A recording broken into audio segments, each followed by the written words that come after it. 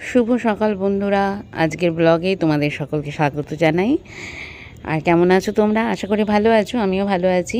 আর এই সকাল সকাল দেখো, রাস্তা দিয়ে দেখছি অনেক মহিলা কোথায় যেন যাচ্ছে। তোমরাও নিশ্চয়ই অবাক হচ্ছ, তাই না? কোথায় যাচ্ছে জানো? একটু পরেই দেখতে পারবে।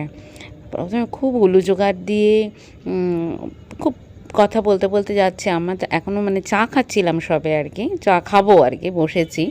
তো এত সকালে অনেক ভোর থেকেই না অনেক আওয়াজ হচ্ছিলো, তো বুঝতে পারছিলাম না কি ব্যাপার, আমার এতটা জানা নেই। এখন জানতে পারলাম যে এই দেখো সবাই আসছে কোথায় জানো তো? পুকুর ঘাটে। আজকে কি জানো?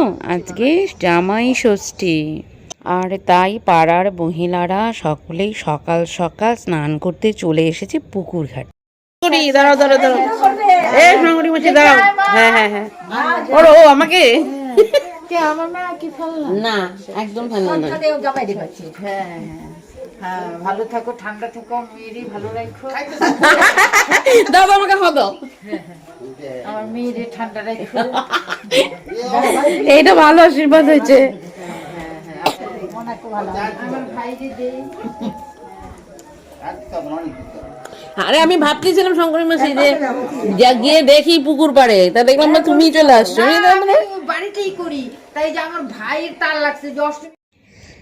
আমার শঙ্করী মাসি চলে যাওয়ার পর আমি চলে আসলাম পুকুর ঘাটে। যে মাসি আসলো আশীর্বাদ করতে, তা ওই আমার যে ছোটো মাসি, যাকে আমি সোনা মাসি রাখি, তার বন্ধু।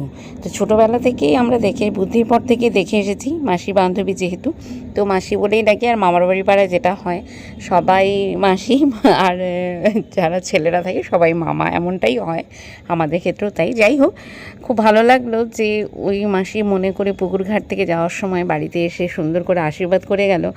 কোথায় আর পাওয়া যায় বলো? আজকালকার দিনে এইগুলো তো শহরে পাওয়া যায় না। এই আন্তরিকতাগুলো কিন্তু গ্রামেই রয়েছে, এটা কিন্তু গ্রামেই সম্ভব, এটাই সত্যি। আর ভীষণ ভালো লাগলো সে উনি এসে সুন্দর করে ভালোবেসে আশীর্বাদ করে গেলেন, এটাই তো সব থেকে বড় উপহার না? তো যাই হোক, মাসি ওরা চলে যাওয়ার পরে একটু গল্প গুজব করে তো চলে এসেছি পুকুর ঘাটে। আমার খুব ইচ্ছে হচ্ছিল যে এসে দেখি পাড়ার মাসিরা কীভাবে নিয়মকানুনগুলো করে। এগুলো হয়তো তোমাদের সকলেই জানা, তবে আজকাল আর পুকুর কোথায়, আর সবাই নদীঘাটে যেতেও পারে না। আমরা বেশিরভাগ পুকুরেই বাড়িতেই করে এসব নিয়মকানুন করা হয়। তো যেহেতু বাড়ির সামনেই পুকুর, আমি চলে গেছি এসব দেখতে। আর ওই দেখো মায়েরা আর কি, পাড়ার মহিলারা, তারা এখানে এই পাখাগুলো নিয়ে আসছে এবং সিঁদুর পরিয়ে দিচ্ছে। এগুলো একটা রিচুয়াল। ওনারা এখানে স্নান করবে আর হাতে করে যে আম ফল নিয়ে এসছে সেটা এখানে জলে দিয়ে যাবে। আর এখানে স্নান করে পাখাকে স্নান করিয়ে আরও কিছু নিয়মকানুন রয়েছে হয়তো, সেই সব করে ঘটে করে ওই জলটা ভরে নেবে। ওটাই ষাটের জল, সেটাই আবার ষষ্ঠীর জল আর কি। সেটাই সকলের সন্তান সন্ততির মাথায় ওটা দিয়েই ষাট জাগাবে এবং আশীর্বাদ দেবে। এটাকেই ষাট জাগানো বলে। তো যাই হোক, সেটাই দেখছিলাম এত কাছের থেকে। আর ওনাদেরকে বলেছিলাম যে আমি কি ভিডিও করতে পারি, তো ওনারা বললো হ্যাঁ হ্যাঁ করো করো, মজা করছিল আর কি। তো সেই জন্য ওনাদেরকে বলেই আমি এই ভিডিওগুলো করেছি এবং তোমাদের সামনে সেটা প্রেজেন্ট করলাম। যাই হোক, এসব দেখে চলে আসলাম ঘরে, কারণ আমাদের বাড়িতেও তো এখন নিয়মকানুন হবে, মা যতটা পারে করবে।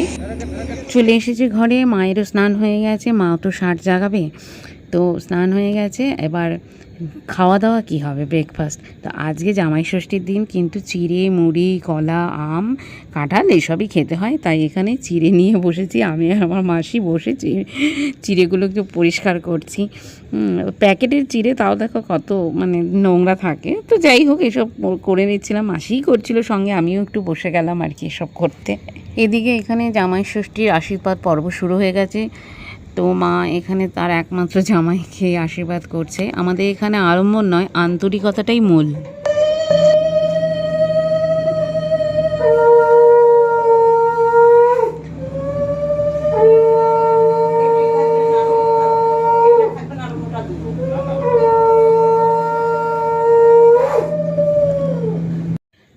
আজকে সব থেকে ভালো লাগছে এই ভেবে যে মা সুন্দরভাবে দেখো নিজে এইভাবে আশীর্বাদ করে সুতো পরিয়ে দিচ্ছে, ষষ্ঠীর সুতো। কেন এই কথাগুলো বলছি তোমরা যারা আমার ব্লগ দেখো তারা জানো। মা দীর্ঘ 8 মাস ধরে ভীষণভাবে ভুগছে, এখন সুস্থ হয়েছে, কিন্তু পুজোর আগে সেপ্টেম্বর মাসে পড়ে গিয়ে মা শয্যাশায়ী হয়ে গেছিলো। তো মা যে আবার উঠে পায়ে দাঁড়াতে পারবে, এটাই আমাদের কাছে সব থেকে মানে বেশি আশ্চর্যের। তো ভগবানের কাছে অজস্র প্রণাম যে তার আশীর্বাদে এটা সম্ভব হয়েছে। তো যাই হোক, এটাই সব থেকে ভালো লাগছে এবং এই জন্যেই আমাদের ছুটে আসা। জগৎ স্রষ্টা যার আশ্রয়েই আমরা রয়েছি, সেই বাড়ির ছোট্ট সদস্য গপলুকে মা এখন ষষ্ঠীর সুতো পরিয়ে দিচ্ছে। আসলে ঈশ্বরকে তো এখানে আমরা বাৎসল্য রূপে আরাধনা করছি, আর তাই সে আমাদের সবার ছোট। গপলু গপলু, তুমি বসো এখানে ফ্যান চালিয়ে। জামাইকে আশীর্বাদের পরে আর গপলুকে সুতো পরানোর পরে এবার আমাদের আর সবার পালা, মানে মামা মাসিদের এবং আমার পালা। মা এবার সবাইকে শার্ট জাগাচ্ছে, মা যেহেতু সবার বড় তাই সবাইকে এই শার্টের মানে পাখা দিয়ে হাওয়া দিচ্ছে, মানে ষষ্ঠীর আশীর্বাদ আর কি। তো আমাদেরও দিচ্ছে। তো এবার এই পর্বটা চলছে।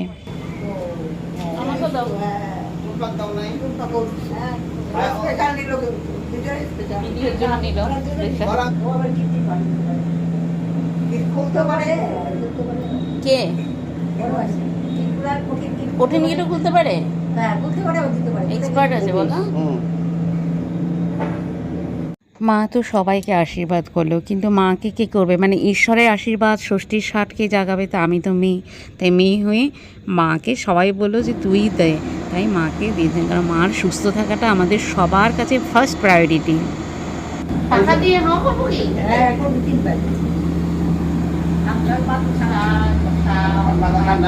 ভালো থেকো, তাড়াতাড়ি সুস্থ হয়ে ওঠো। আর ডাবল করে দিয়ে দেয় তাহলে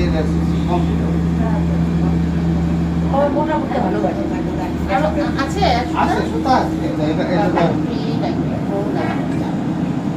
আমাকে সত্যি খুব আছে। ঠিক আছে, তাই ঠিক আছে, ডাবল কি দিতে হবে তো না? এইটা খুলে গেছিল কত জনে কত দিতে থাকে না, তারপরে ইঁদুরে এমন গিট দিয়া দিছে না, এক বছর সমান করে দিলাম।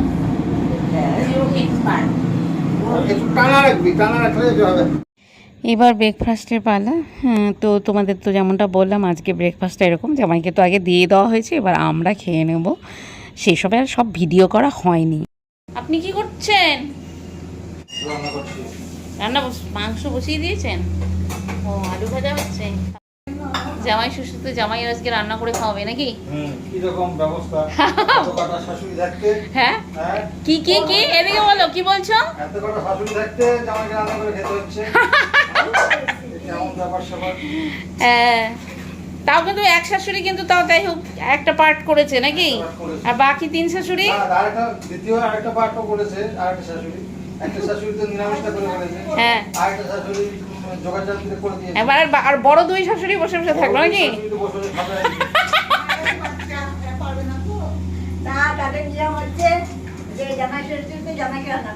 হ্যাঁ, এক এক জায়গায় এক এক রকম নিয়ম থাকে বলো। এই জায়গার এই নিয়ম। বড় শাশুড়ি বসে শাশুড়ি বসে গেছে। হ্যাঁ, আসলে আমার কর্তামশাই রান্না করতে খুব ভালোবাসে, বিশেষ করে মাংস রান্না করতে তো ভালোবাসে। আর এতে ছিল পাঁঠার মাংস, তো নিজেই রান্না করলো। ও রান্না করলো কি, অবশ্য ওকে সব জোগাড় আমিই করে দিয়েছি, মানে আমরা দুজনে মিলেই করলাম ধরতে গেলে। আর এদিকে বাড়ির সামনে এখানে কি গ্যাস লাইনে কি কাজ হচ্ছে, ভীষণ আওয়াজ হচ্ছিল। এটা ওই বড় গাড়ি দেখলে না সকাল থেকে, তো এইখানে ওই গাড়িটায় মাটির ভেতর দিয়ে কীভাবে লাইন যাচ্ছিলো, এইসবই আমরা দেখছি। আমার না এইসব কাজ দেখতে খুব ভালো লাগে, কারো বাড়ি করে যখন সে বাড়ি তৈরি হয় যে সেটা দেখতে, এসব দেখতে ভালো লাগে। যাই হোক, এসব করে চলে এসেছি আবার রান্নাঘরে। এবার হাল ধরেছি আমি। বড় কড়াই তো বাবা,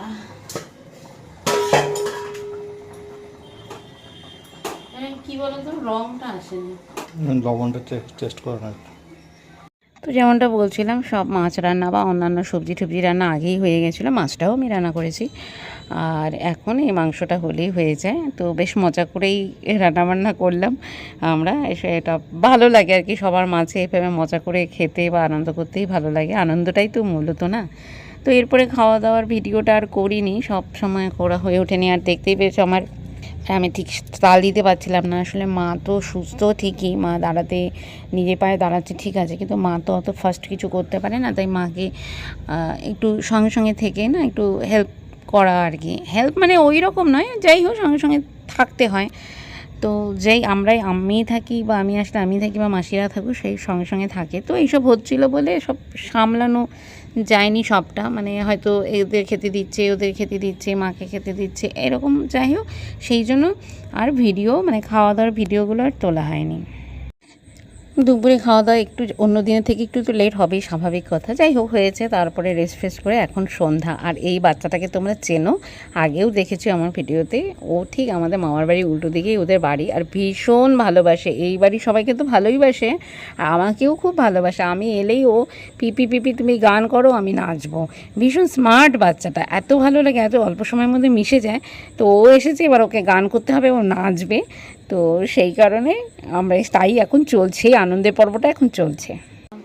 কেয়া পাতার নৌকো গড়ে ভাসিয়ে দেব কুলে, তাল দিঘিতে ভাসিয়ে দেব চলবে হেলে দুলে।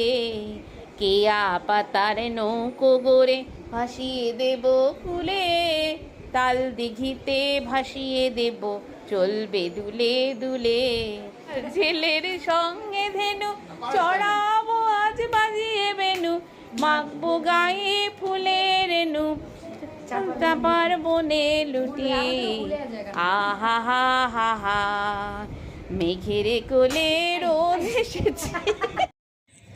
সন্ধ্যায় অনেকটা সময় ওই বাচ্চাটাকে নিয়ে আমরা কাটালাম, বেশ ভালো লাগলো। তারপরে একটু বেরিয়েছিলাম এই পাড়ার মধ্যে একটু হাঁটাচলা করতে। তো এত খাওয়া দাওয়াটা যা হয়, রিচ হয় না একটা অকেশন হলে, তো রিচ হয়ে গেছিলো। তাই এই পাড়ার দোকান থেকে একটু কোল্ড ড্রিঙ্ক এগুলো কিনে আনলাম।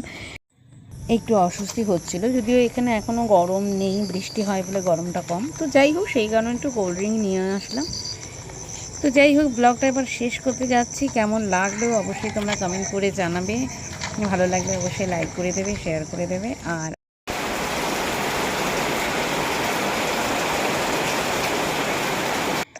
ঘরে এসে ঢুকলাম আর বৃষ্টি শুরু হয়ে গেল মুষলধারে। এখন রাত্রিবেলা, দেখো রাত্রিবেলাতে বৃষ্টি, এই জন্য না গরমটা অবশ্যই একটু কম লাগছে, বৃষ্টি হয়ে যাচ্ছে তো। যাই হোক আজকের ব্লগটা কেমন লাগলো বলবে অবশ্যই। আবারও বলছি আমাদের আজকে অনুষ্ঠানটা ছিল তো আন্তরিকতার, এখানে কোনো আড়ম্বরপূর্ণ ব্যাপারটা ছিল না। খুব মজা করেছি সবাই মিলে একসাথে, খুব মজা হয়েছে, আনন্দ হয়েছে। ব্যাস তোমাদের কেমন লাগলো একটু জানাবে। এখন তবে রাখছি, দেখা হবে আরেকটি নতুন ব্লগে। ভালো থেকো তোমরা, শুভরাত্রি।